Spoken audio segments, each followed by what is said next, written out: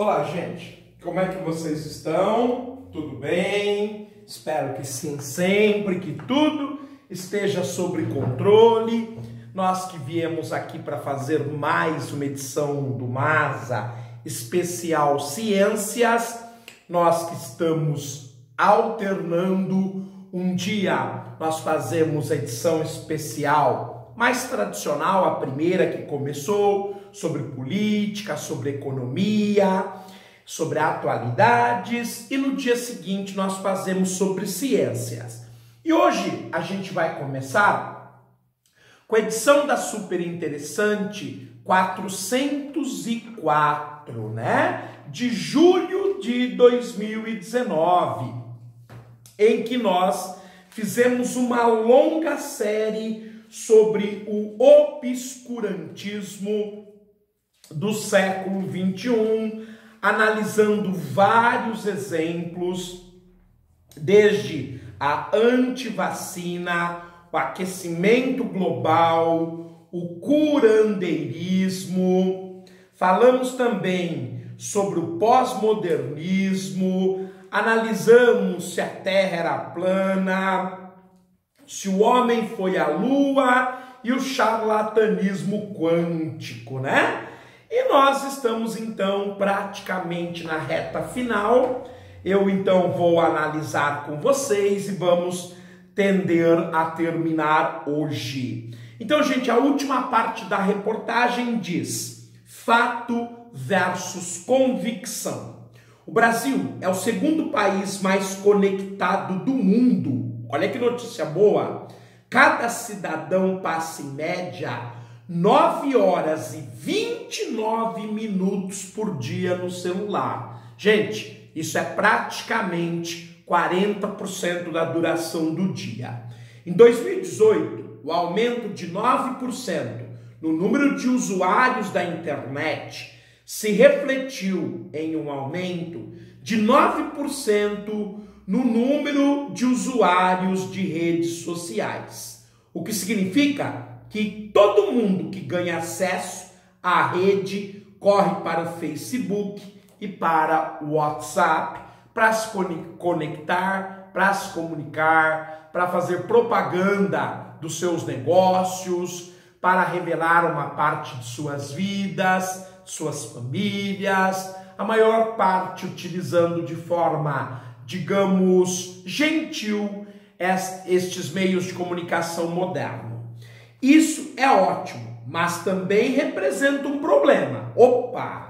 Paolo Gerbaldo, professor do King College de Londres, explica que a arquitetura das redes sociais propicia o desenvolvimento de mensagens sensacionalistas, ou seja, se divulga na internet mais mentira do que verdade, mais propaganda enganosa do que a busca incessante da verdade. Enquanto qualquer um puder falar o que quiser e alcançar um público razoável, o movimento anti-vacina, os terraplanistas, os esotéricos quânticos e todas as outras tendências pseudocientíficas continuarão disseminando desinformação de maneira bem-sucedida, impedindo que qualquer debate se baseie em evidências sólidas. Então, gente, como é que a gente combate a ignorância? Ignorando essas pessoas. E como é que nós podemos ignorar essas pessoas? Estudando. Sempre estudando cada vez mais. Leia muito. Use sim o seu programa, sua rede social, o que você quiser no YouTube, na internet. Use, faz parte. É bom, é importante. Há coisas muito boas, coisas muito saudáveis. Mas não entre nessa ideia de anticiência. Pense que o seu próprio aparelho celular, a internet, adveio justamente da pesquisa científica. Ignore, não entre em debate, não entre em provocação, continue estudando, ignore esse tipo de gente. É claro que duvidar da real forma da Terra beiro cômico. Eles pouparam um pouquinho para não dizer que é coisa de gente burra. Mas há outras formas de ceticismo que põem em risco coisas bem mais valiosas, como a vida, como evitar as vacinas para as crianças.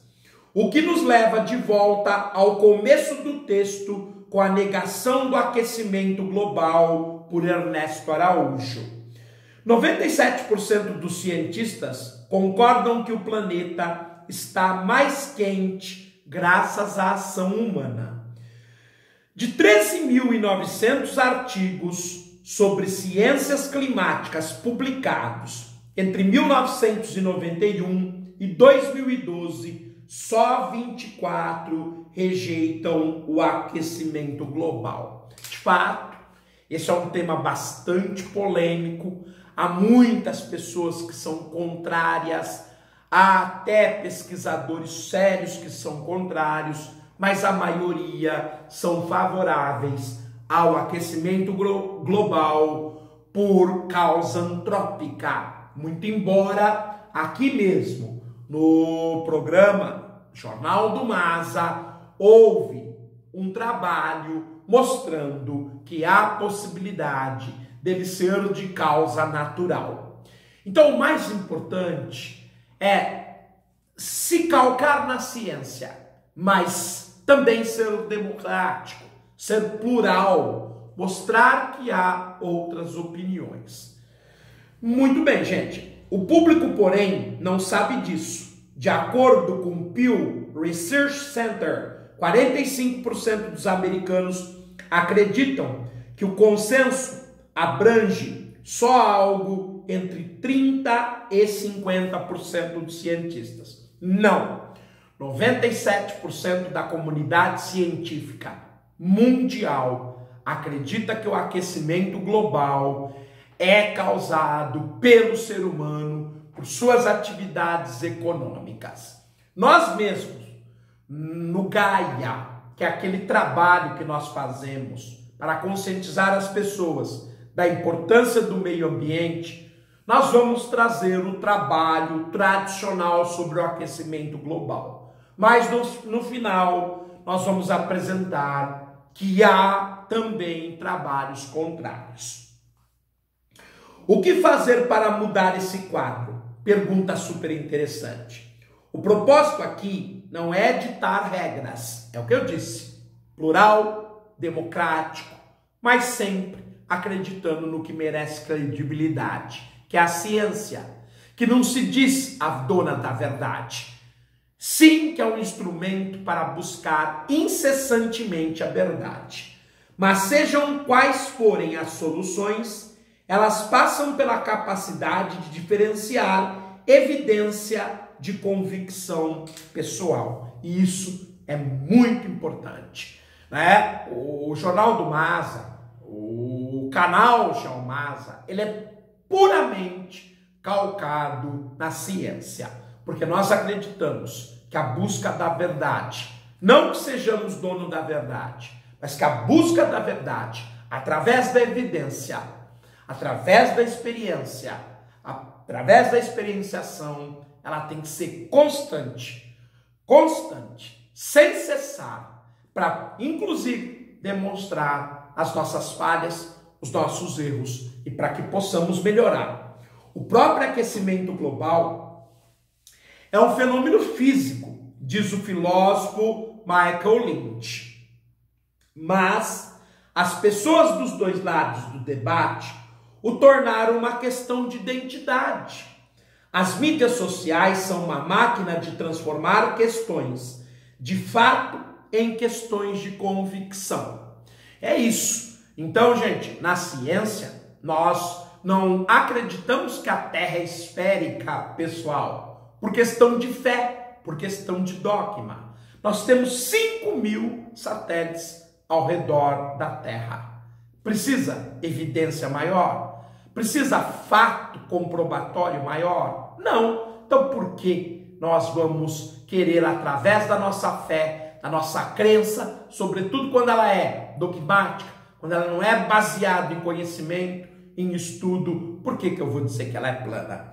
para passar pelo ridículo, para passar por burro, precisamos achar um jeito de descobrir a mente aberta e ter humildade intelectual para as evidências que os outros trazem à discussão.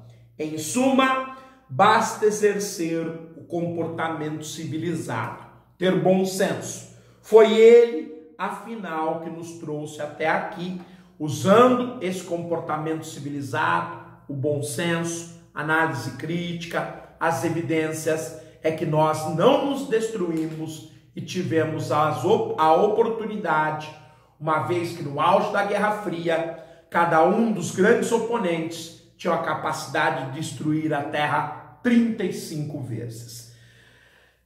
Terminamos então esta que é a maior série até hoje do canal sobre o novo obscurantismo. Terminamos essa edição.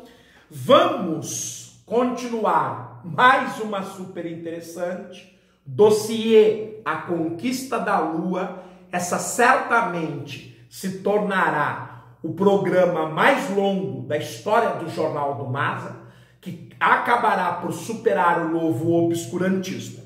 Mas hoje, a terceira parte do programa, vamos estrear a super interessante edição 406 de agosto de 2019.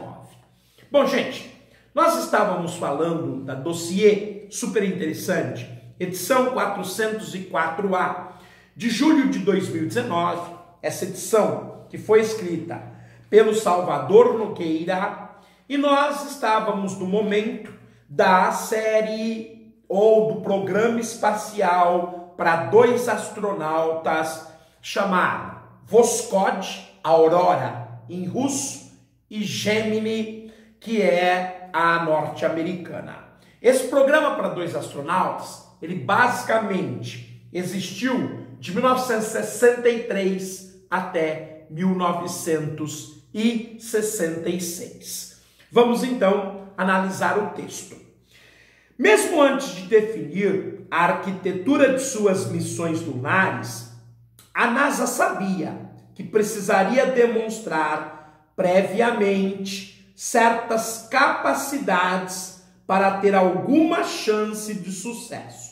Por exemplo, o desenvolvimento de técnicas eficientes de encontro e acoplagem em órbita, o teste de equipamentos destinados às caminhadas espaciais e a realização de manobras orbitais sofisticadas. Os voos das missões ou dos programas anteriores, o que antecederam o Gemini e Voskhod, Mercury e Vostok, eram praticamente automáticos. Pouco se fazia para corrigir a trajetória dos foguetes, das espaçonaves, melhor dizendo. Então, a Voskhod e a Gemini teriam que ganhar autonomia para subir e descer, para rolar ao redor do seu eixo, para fazer manobras de 90 graus, para poder subir, para poder descer.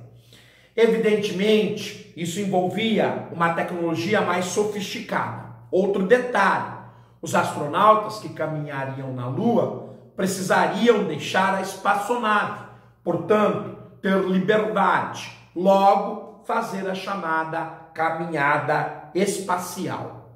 E, sobretudo, lembrar-se que o módulo lunar estava acoplado ao módulo de comando.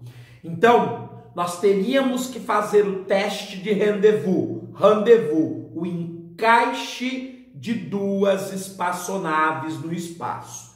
Isso parece fácil, mas não é quando se anda com espaçonaves a 8 km por segundo.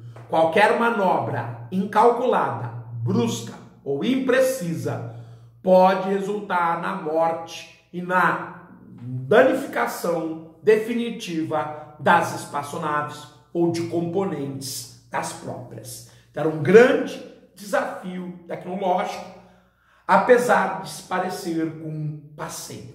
Porém, nada disso. Para atender a essas demandas, ainda em 1961, a agência americana decidiu criar um projeto intermediário, o Gemini, de Gêmeos 2. 2 astronautas iriam ao espaço, usando os foguetes muito mais poderosos que os anteriores. Nós vimos que os americanos lançaram a Mercury pelo fraco Redstone, pelo eficiente Atlas. Agora nós já tínhamos o foguete Titan 2 e uma cápsula para 2 tripulantes. A União Soviética estava surfando na onda espacial, era líder, e não havia qualquer intenção de deixar os americanos saltarem adiante. Por isso, o líder soviético, Nikita Khrushchev, requisitou que o projetista-chefe, Sergei Korolev, criasse uma nave com capacidade para mais de um cosmonauta e lançasse antes da Gemini. Mais uma vez, a União Soviética querendo e estando à frente dos Estados Unidos. Para Korolev, era um passo atrás. Ele já estava trabalhando no modelo mais sofisticado, porque ele queria levar o homem à Lua antes dos Estados Unidos. A famosa Soyuz, que em português a gente fala Soyuz, que é uma cápsula, uma espaçonave para 3 cosmonautas. Cápsula que até hoje transporta gente ao espaço. A mais eficiente de todas. Desde 1967, claro que remodelada, modernizada e por isso mesmo funciona ininterruptamente há 52 anos. Só que ela não ficaria pronta a tempo de bater a Gemini. Seria um fato que daria à União Soviética a definitiva liderança.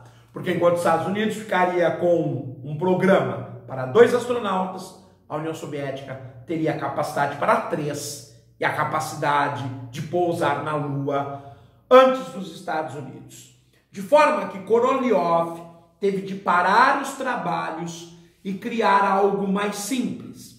A Voskhod Nascente, ou a Aurora, nave capaz de, forçando a barra, levar 3 pessoas. É verdade, por vezes houve sim voos da Voskhod para 3 astronautas. Mais uma vez colocando a União Soviética, no caso soviético, cosmonautas, à frente dos Estados Unidos, que tinha a capacidade de, pela Gemini, colocar 2 pessoas no espaço.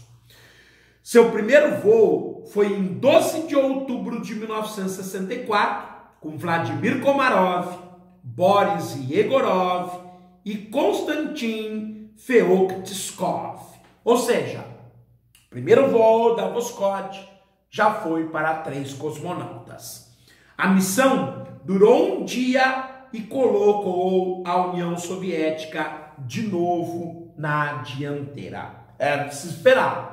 Mas, se não se apressasse, segundo a vontade de Sergei Khrushchev, a política afetando o desenvolvimento tecnológico, nesse caso, acabou por tirar a União Soviética da superfície da Lua. Se o Khrushchev não houvesse atrapalhado, certamente, como diziam os americanos, a Lua seria vermelha. Não bastasse isso, menos de 6 meses depois, a missão Voskhod 2 realizaria a primeira caminhada espacial da história. Foi em 18 de março de 1965.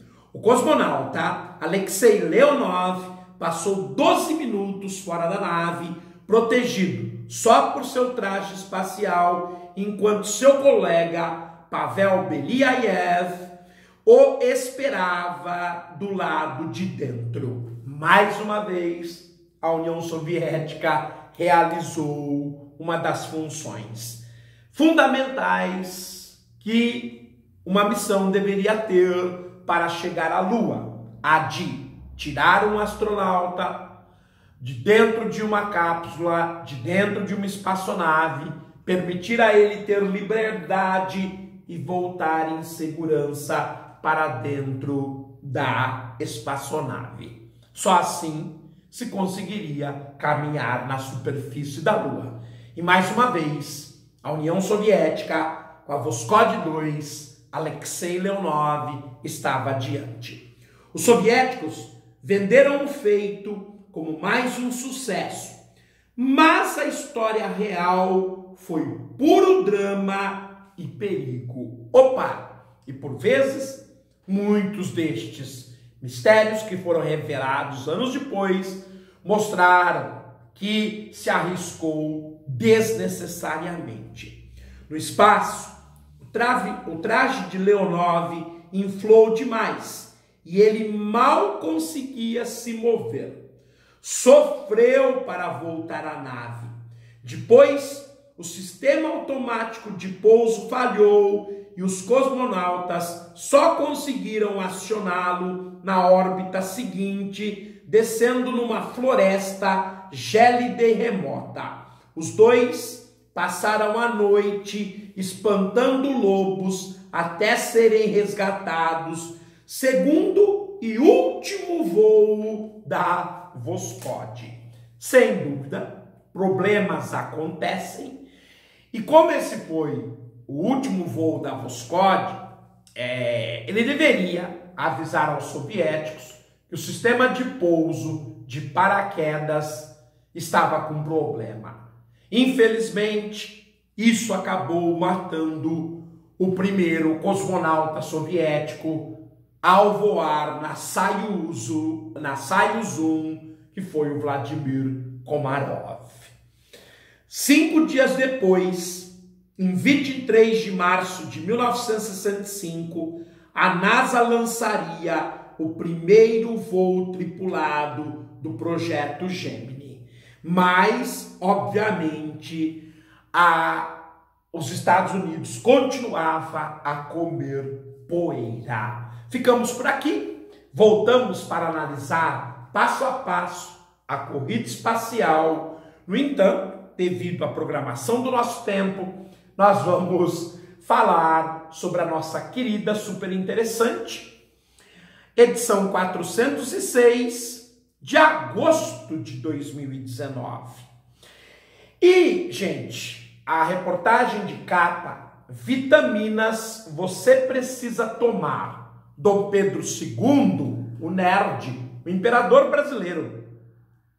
Mas nós vamos analisar na página 42, Mayak, a outra Chernobyl. Minha Nossa Senhora! O que é esta Mayak, a outra Chernobyl? Por que é super interessante? Foi fuçar, foi retomar o tema dos acidentes nucleares, porque recentemente a HBO fez uma série muito boa, por sinal, vale a pena assistir, recontando o acidente nuclear que ocorreu em 1986 em Pripyat, na Ucrânia. São 5 episódios, você assiste cada um com 1 hora de uma tacada só. Eles prendem a atenção do audiente. Porém, parece que a União Soviética tem mais culpa no cartório do que nós imaginamos. Vamos lá? A outra Chernobyl. O nome correto em russo, a pronúncia correta em russo é Chernobyl. Mas vamos lá, gente. 1957, o ano em que se lançou o primeiro satélite ao espaço. 4 de outubro de 1957. Será que tem aqui a ver com isso? Vamos ver. A Guerra Fria esquenta e a União Soviética corre para produzir bombas atômicas. Então o foco agora não é a corrida espacial. O foco agora é a corrida armamentista. Até que um acidente em uma usina que fabricava plutônio provoca uma explosão monumental. Plutônio, elemento químico de número 94 da tabela periódica, é um dos elementos mais utilizados para a fissão nuclear, tanto na bomba atômica quanto no reator nuclear para gerar energia. Ela contamina uma área gigantesca, mas é mantido em segredo por 3 décadas. E nisso, os soviéticos eram senhores de contar mentiras e abafar o caso, como a gente diz. A reportagem foi feita por Fred Pearce, do New Scientist, e traduzido por Bruno Garatoni, da Super Interessante. Muito bem, gente. Porém, devido à hora, nós fizemos a apresentação. Vai virar uma série, porque é longa, mas essa história precisa ser contada, precisa ser revelada. A outra, Chernobyl. Eu fico por aqui em mais uma edição tradicional do Jornal do NASA, que se aproxima do programa 200. E a edição de hoje foi sobre ciências. Tudo de bom para vocês. Não se esqueçam de dar aquela força para o canal, um like, deixar seu comentário, compartilhar nas redes sociais, sempre importante. Pede para alguém se inscrever. Você mesmo que está assistindo e não é inscrito, se inscreve, toca no sininho das notificações, para que toda vez que a gente produza, com todo carinho do mundo, uma nova edição do Jornal do NASA, ou de todas as playlists, nós temos muitas playlists no canal, você possa ter acesso ao conhecimento de qualidade. Um abraço, tudo de bom, muito obrigado. Até mais, gente!